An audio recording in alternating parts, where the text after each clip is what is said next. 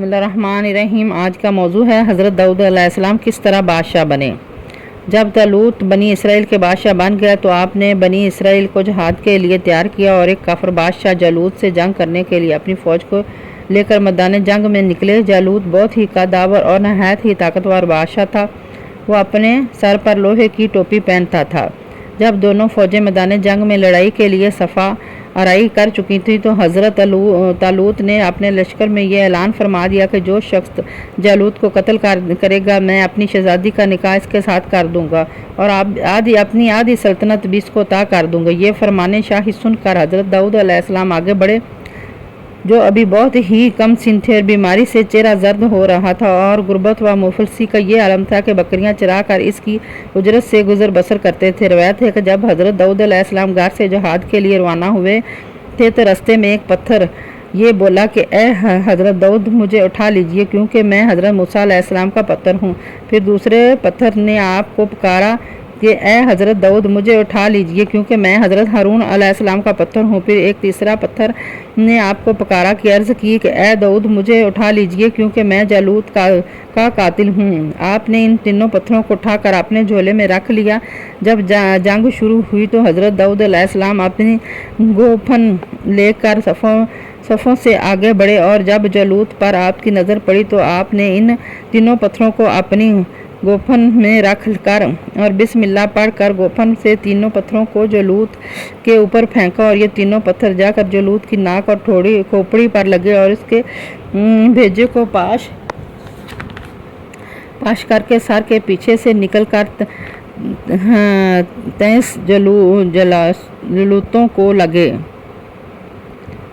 اور سب کے سب مقتول ہو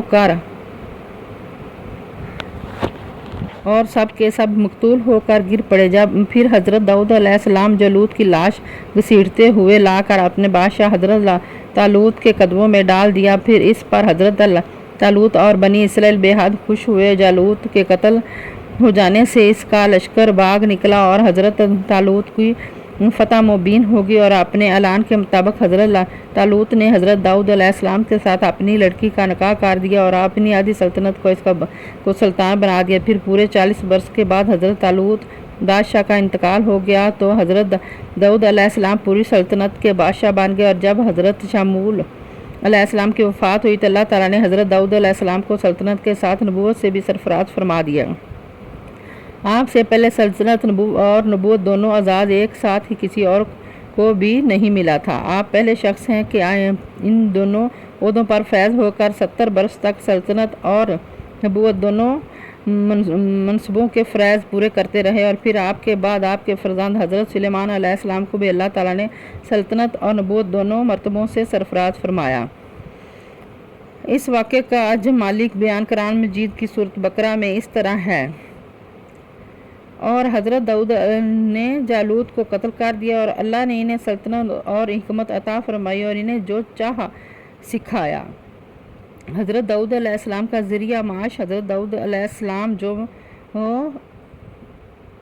ایک عظیم سلطنت کے بادشاہ تھے مگر ساری عمر وہ اپنے ہاتھ کی دستکاری کی کمائی سے اپنے خورد و نوش کا سامان کرتے تھے۔ اللہ تعالیٰ نے آپ کو یہ معجزہ عطا فرمایا کہ آپ لوہے کے ہاتھ میں لیتے تو وہ موم کی طرح نرم ہو جاتا اور آپ اس سے زریں بنایا کرتے، ان کو فروخت کر کے اس رقم کو اپنا ذریعہ معاش بنائے ہوئے تھے اور اللہ تعالیٰ نے آپ کو پرندوں کی بولی بھی سکھائی تھی۔